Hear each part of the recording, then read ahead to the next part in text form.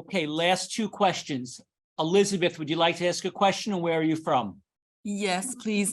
I'm from Quebec, Canada. So I have a question, Dr. Goldner.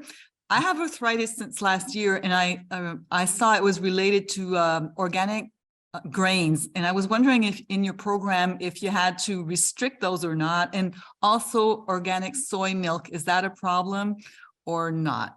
Please. Are you doing better now? Yeah, it went away. If I take out the grains, it goes away. If I just eat whole wheat bread or just homemade sourdough bread with einkorn or whatever, it starts over in a day or two.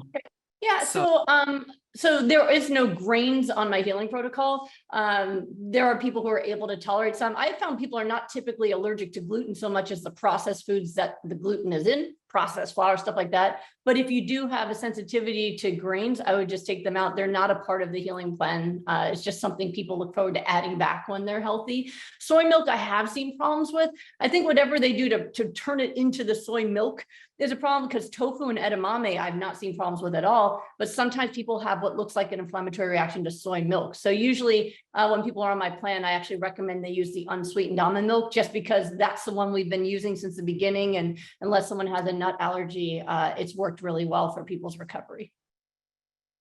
David, would you like to ask a question, and where are you from? Hi, this is David from Massachusetts. If a vegan person has an omega-3 deficiency, although he eats a bunch of nuts and seeds, including flax seeds, would you recommend take supplement, and what type of supplement? Thank you. So are you saying that you did like a test? Yeah, blood test for omega-3 and find a deficiency.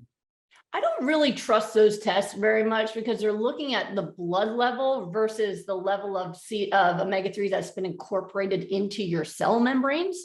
So I teach a lot about the omega-3 pathways. I think that you can absolutely get the results we know happen through omega-3 supplementation or getting enough omega-3 just by eating more omega-3s. So I would say to have at least a half cup a day of flax or chia seeds, or a couple, 3 tablespoons or so of flax or chia oil cold pressed, and you should be able to get the benefits of having those omega-3 fatty acids. Those tests, I just don't think they're very reliable, because again, they're not looking at the level of incorporation of omega-3s into your body, but rather just your blood levels.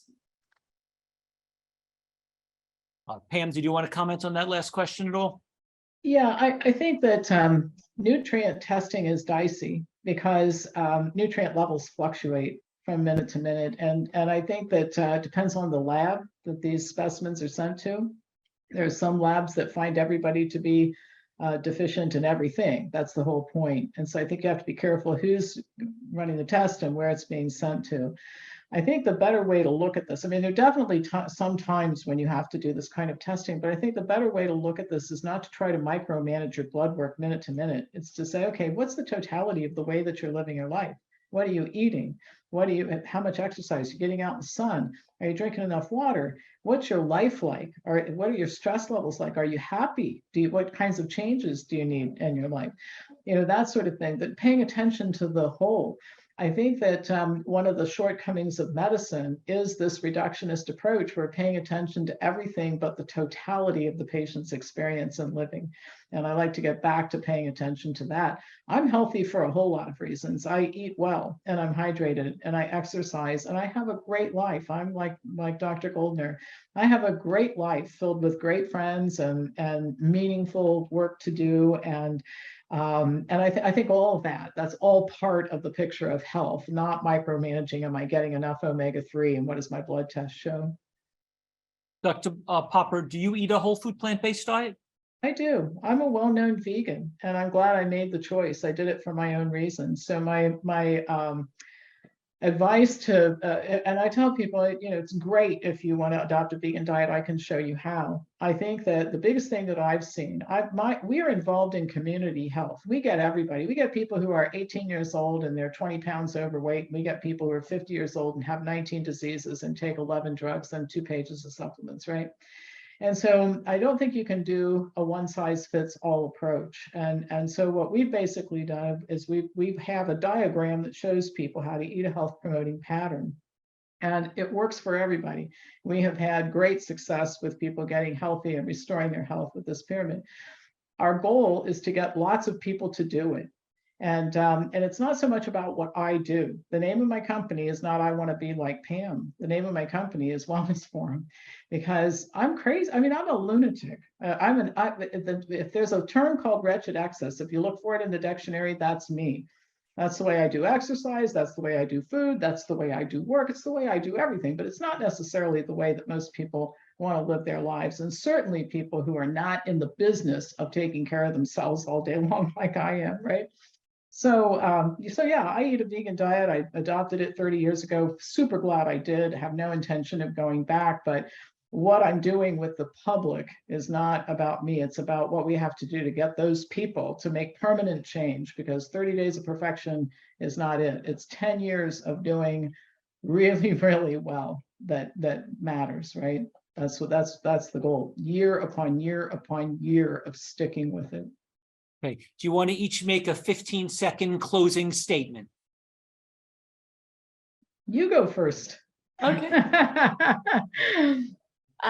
So first, I'm just grateful for all of you guys who decided to stick around on a Saturday night to ask us questions. And it means a lot to me, because what matters to me is that you do what it takes to take care of your health. I'm on a mission to try to inspire and educate people to live better lives, both for you, but for the people who love you too. So find the motivation inside yourself to start. And if you can't find it for yourself, look around at the people who love you, look for the people you can inspire, find something that can spark it in you, and just start where you can. But remember that it's important, and that you are important to other people, that you need to start taking care of yourself. So I hope whatever we've been able to teach you and talk to you about, that this is the moment that you really feel inspired to take care of yourself. Yeah, I echo that. I think it's really important. And I try to use humor to deflect the seriousness of things sometimes.